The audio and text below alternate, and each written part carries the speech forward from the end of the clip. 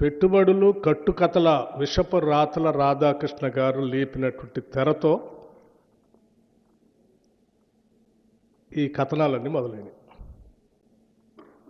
ఒక తప్పుడు ప్రచారం, రాష్ట్ర ప్రభుత్వం పైన కావాలని నిందలు మోపటం, ఊహాగానాలతో కూడినటువంటి కథనాలు రాయటం, ఆ కథనాల్ని అల్లిపుచ్చుకుంటూ రోజుకు ఒక కథ వండి వార్చటం ఈరోజు జరుగుతాం.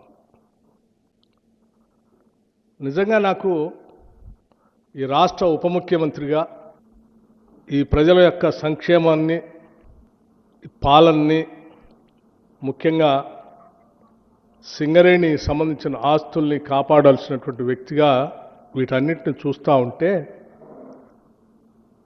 ఏ రాబందులు, ఏ గద్దలు, ఏ దోపిడీదారుల ప్రయోజనాల కోసమో ఈ కథనాలన్నీ వస్తున్నట్టుగా కనిపిస్తూ ఉంది.